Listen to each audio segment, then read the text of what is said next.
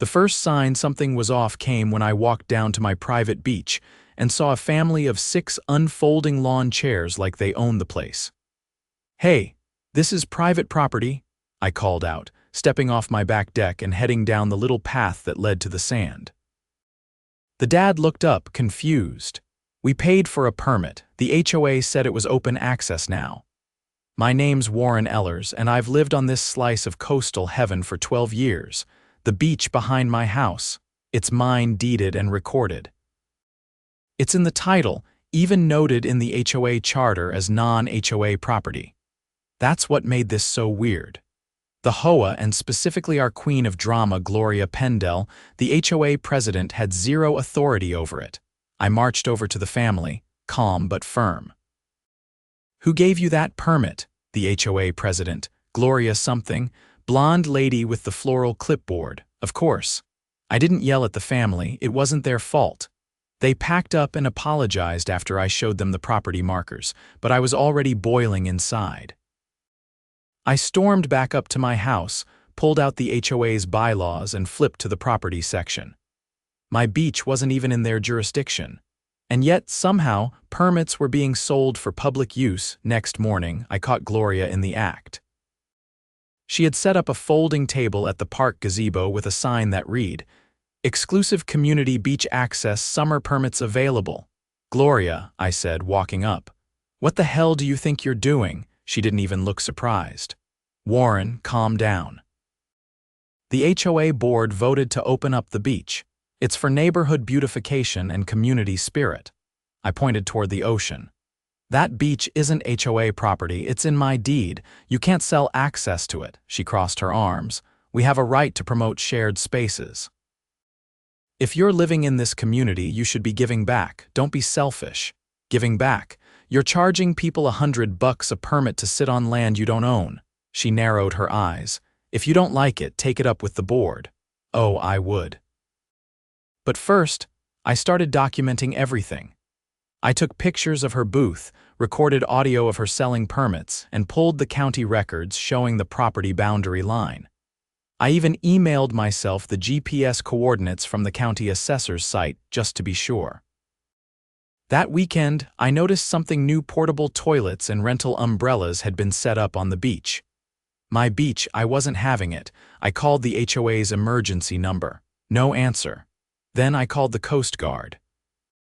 Because here's the thing, the beach isn't just mine, it's near a protected marine zone. I knew the rules. Unauthorized commercial activity, even something as minor as renting umbrellas, could trigger federal fines. And when I told the Coast Guard there was unlicensed commercial use happening on a restricted shoreline, they didn't hesitate. They said they'd be sending someone out. The Coast Guard patrol boat arrived just after noon, cutting through the water with a low hum. A uniformed officer stepped out onto the sand, clipboard in hand, scanning the setup with a controlled frown. I watched from my deck with a coffee in hand and a camera rolling from the second-floor window. I wasn't taking any chances. The officer approached 2 teens manning a stand with laminated price lists for umbrellas, lounge chairs, and premium surf spots. When he asked for their business license, they pointed toward the gazebo where Gloria had stationed herself under a canopy, shaded and smiling like she was hosting a garden party. He didn't smile back. By the time I made it down to the sand, Gloria was mid-sentence, trying to explain how she was simply facilitating community recreation. The officer cut her off. "You're operating commercial activity on protected shoreline without permit or authorization. That's a federal violation." Her voice pitched upward. "Excuse me? This is a community-led initiative. It's not commercial, it's voluntary donations for maintenance." "You're charging fees," he said flatly. "There's signage listing prices, and we have witness statements confirming payment." Gloria looked toward me. "He's behind this. He's trying to sabotage the HOA's efforts to revitalize the neighborhood." I stepped forward. "I'm the property owner. This land is deeded to me." "Nothing to do with your HOA. You're trespassing and exploiting public trust." The officer didn't need more. He motioned to his partner, who began photographing the setup. Another official walked up with a measuring wheel to document the encroachments. Gloria's lip curled. This is harassment. I'll be contacting my attorney. You'll need to, the officer replied. We'll be submitting a report to the local prosecutor's office and the Department of Natural Resources. You've got about 20 minutes to remove all unauthorized equipment. She didn't move. The officer tilted his head. Or we confiscate it and issue citations on the spot. Your choice. That got her attention. She practically tripped over her lawn chair trying to rally the volunteers. Within 15 minutes, the entire beach was cleared. Umbrellas were yanked from the sand, coolers rolled away, and the permit table was folded in awkward silence. The teens looked like they were trying not to make eye contact with anyone. I followed the officers back up the path and handed over a printed packet of documentation, survey maps, property lines, HOA bylaws, and time-stamped photos. One of them nodded appreciatively. You did your homework, he said. Didn't think I'd need to, I replied. But here we are. They left with a stack of potential charges on Gloria's operation.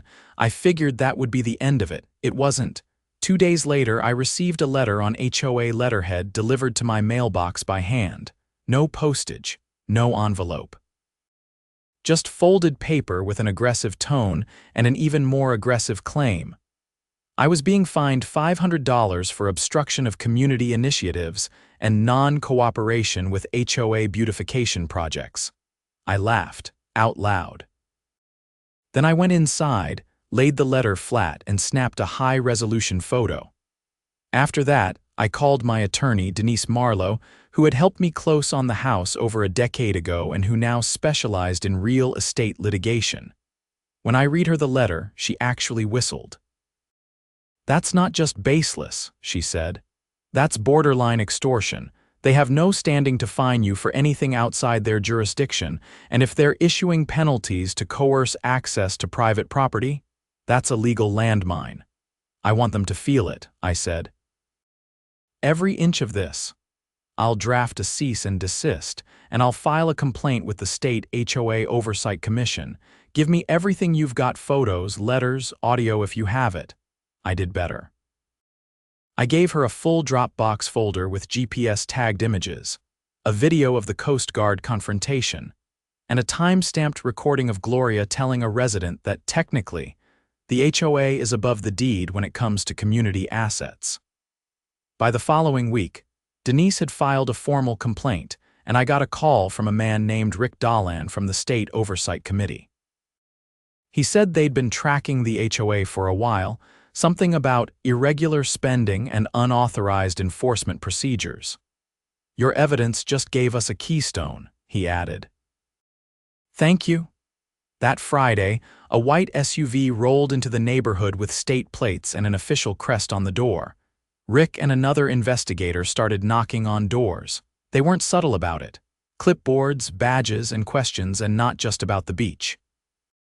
They were asking about HOA fund usage, meeting transparency, and whether residents had ever seen a full accounting of the annual budget. I already knew the answer to that. Gloria had once said during a meeting that financials were a matter of trust, not transparency. By Monday, whispers were everywhere. People who had previously nodded politely at Gloria during walks were now crossing the street. A retired couple 2 doors down told me they'd never seen the HOA books, despite paying yearly dues for over 20 years. Another neighbor, Carla, said she'd been told her request for financial statements was not in the community's best interest. The dominoes had started falling. Then came the email. Denise forwarded me a scanned copy of a subpoena issued to the HOA board, demanding all financial records, communications, and internal memos from the past 5 years. The title was clear: Investigation into alleged misuse of HOA authority and unlawful property access. That night, I saw Gloria's car peel out of her driveway. She didn't return until well after midnight. The next morning, I got a knock at my door. It was Gregor, the HOA's vice president. I'd barely spoken to him in years. We need to talk, he said, glancing nervously at the sidewalk. I let him in. He sat at my kitchen table, hands folded tight. I didn't know she was selling permits. I thought she was just organizing beach cleanups. She told the board it was all voluntary. She was charging people access to private land. That's not a misunderstanding, he looked down. I should have asked more questions. You all should have demanded oversight, he nodded. I think she's been hiding things. Money, mostly. And she's been issuing fines without votes. We never approved any of them. I leaned back. So why are you here? I want to help. I'm ready to testify. Outside, the neighborhood was quiet, but something had changed. The spell Gloria had cast the illusion of control was breaking. And the moment her grip slipped, people were remembering how the system was supposed to work. Gregor stood. You'll be hearing from the board officially. We're calling an emergency meeting, a real one. Better bring your receipts, I said. He nodded and left.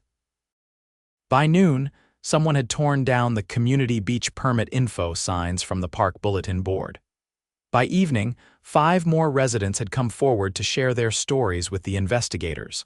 Fines for unapproved paint colors, threats over fence heights, dues increases with no explanation. It was no longer just about the beach. It was about years of unchecked power and the reckoning that had finally arrived. The emergency HOA meeting was scheduled for Thursday night, held in the community clubhouse that hadn't seen this much foot traffic since the annual chili cook-off 6 years ago. Word had already spread that multiple complaints had reached both state regulators and local authorities. But what most residents didn't know, what I'd only found out that morning, was that the situation had escalated far beyond unauthorized beach permits. I arrived early and parked on the far side of the lot, near a row of hedges that Gregor had once tried to replace with artificial topiary for uniformity. The air was heavy with ocean salt and unease. People were already gathered in small clusters, speaking in low tones, glancing toward the clubhouse doors like they expected someone to bolt. Inside, Denise was waiting by the back wall, dressed in a slate gray blazer and tapping her phone screen with sharp precision. She looked up when she saw me. You're going to want to stay for the whole thing, she said. I got a call from a county prosecutor this afternoon. They're sending someone. Wait, what kind of charges are we talking about? She handed me a printed email with a highlight near the top. Wire fraud, embezzlement. At least one instance of falsified signatures on permit documentation. If the numbers hold, Gloria may have skimmed over $30,000 from non-existent community improvement fees. There was never any vote to approve those projects, I said, keeping my voice low. Denise nodded. Which means she had to fake board approval to open the HOA account to those transactions. And that's where it gets darker. Darker? She used a second set of books.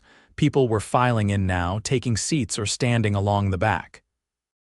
Some were reading from handouts that had been quietly distributed by Gregor earlier in the day, a full financial breakdown of the HOA's last 2 years, compiled from subpoenaed bank statements and internal emails. You could see in real time the realization sweep across the room. Pool repair funds never used, landscaping charges doubled then shifted into outreach programs, and large, unexplained payments to a consulting firm that didn't exist. The room dimmed as the projector flickered to life. Gregor stood at the front, tie loosened, face pale but determined. He cleared his throat. We've brought in an independent auditor, he began. What you're going to see tonight is not easy to process, but you deserve to know where your dues have been going. The slides began. One by one, they showed payments labeled for non-existent repairs, checks written to companies registered under Gloria's maiden name, and inflated invoices for community events that had never happened. Denise leaned over and whispered. She didn't just get greedy. She got sloppy. Halfway through the presentation, the door opened and a man in a navy jacket stepped in, flashing a badge and a sealed envelope. The room fell completely silent. Gregor stepped aside as the man approached the front. I'm Detective Raylan with the County Financial Crimes Unit, he said. We've been reviewing evidence provided by a private attorney and several residents. Based on what we've seen, we have a warrant for the arrest of Gloria Pendell on multiple charges." He turned slightly, scanning the crowd. "Is she present?" A few heads turned. A woman near the front stood up and said, "She left town yesterday. Her husband said she was visiting her sister in Nevada." Denise didn't react, but Detective Raylan's expression shifted. "We have reason to believe she may be attempting to evade prosecution. We've already contacted state authorities to issue an alert." Gregor stepped back to the podium. "We'll cooperate fully with the investigation. In the meantime, the board has voted to suspend all HOA operations pending legal review." Someone in the back shouted, "What does that mean for our dues?" Denise stepped forward. "It means they're frozen. No collections, no fines, no enforcement. Until this is resolved, the HOA cannot legally act on anything. You're all protected." The room erupted not in chaos, but in a strange mixture of relief, anger, and disbelief. People turned to each other, comparing notes, asking questions, wondering aloud how they'd missed the signs. I walked out into the cool night air, Denise beside me. We crossed the lot in silence until she spoke. Gloria didn't just overreach.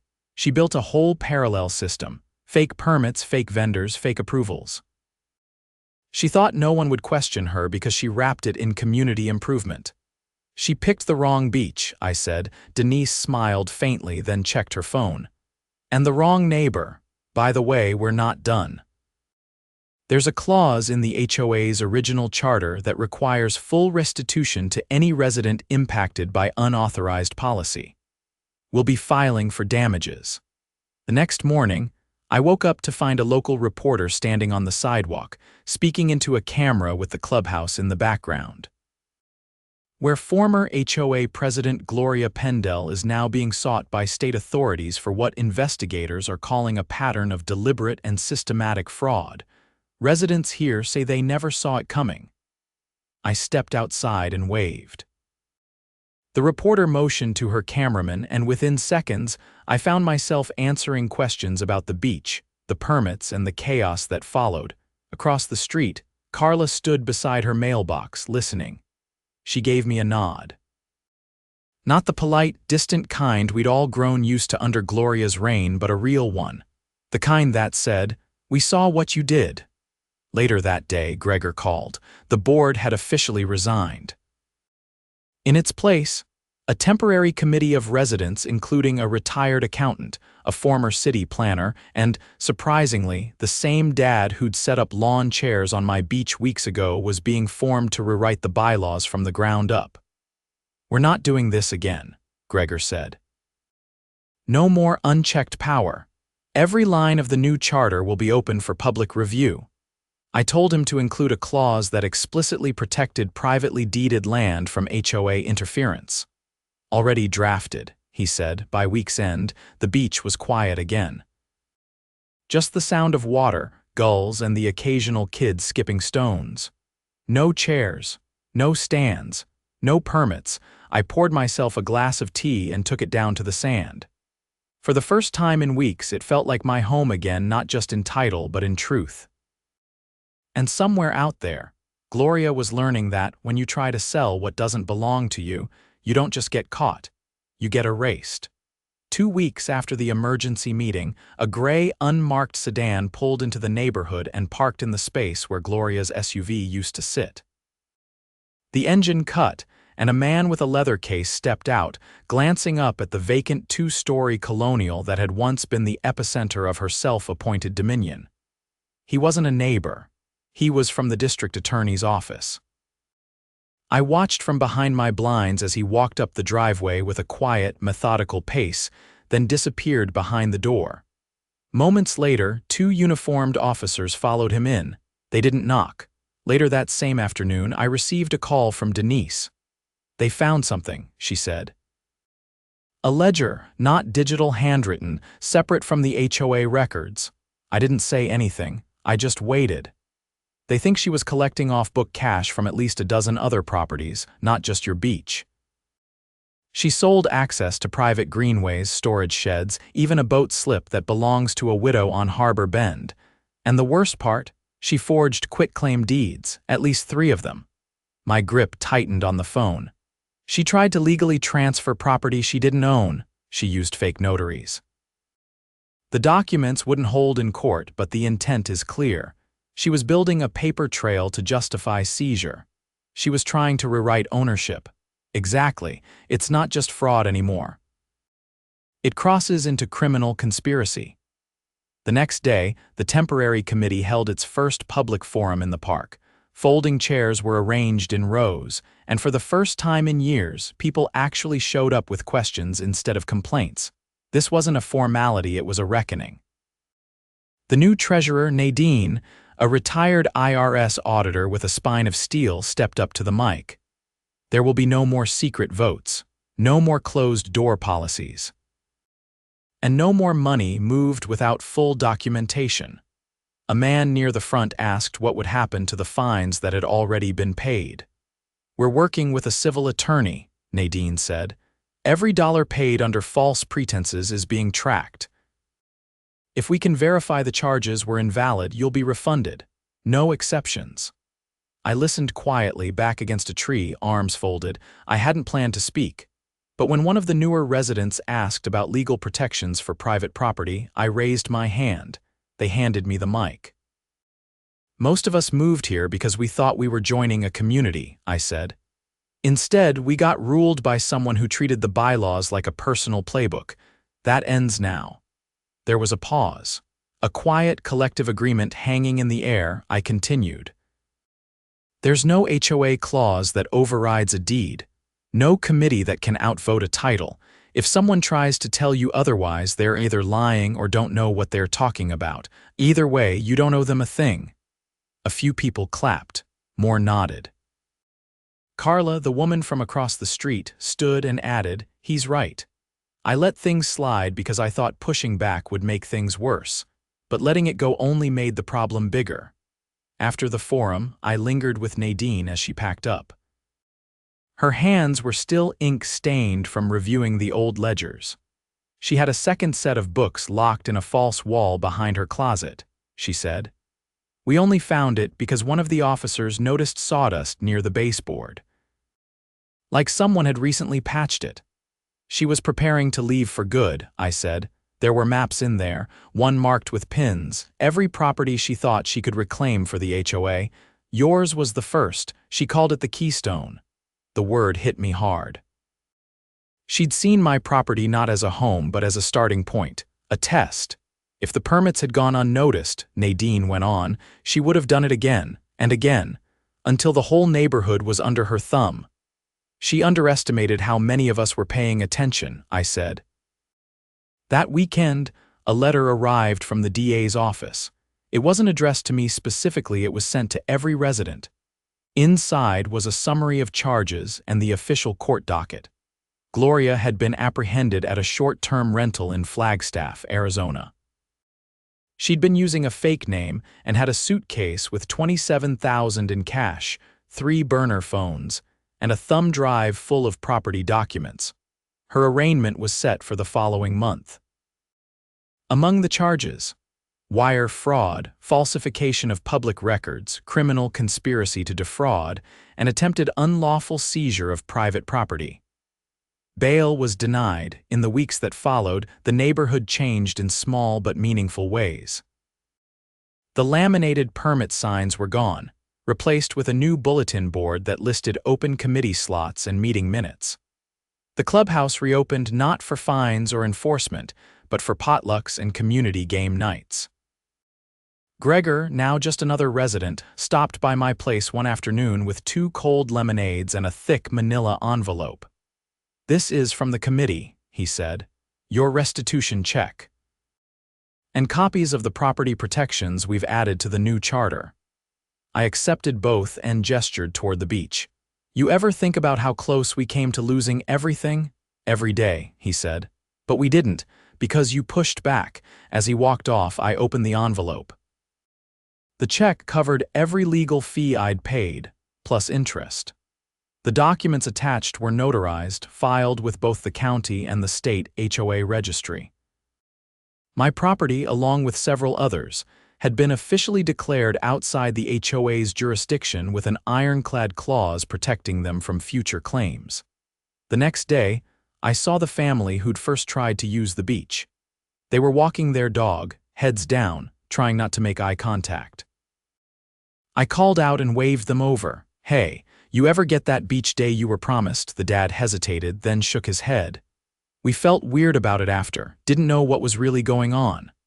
"Well," I said, "if you ever want to visit the shoreline, just ask. No permits, no clipboard."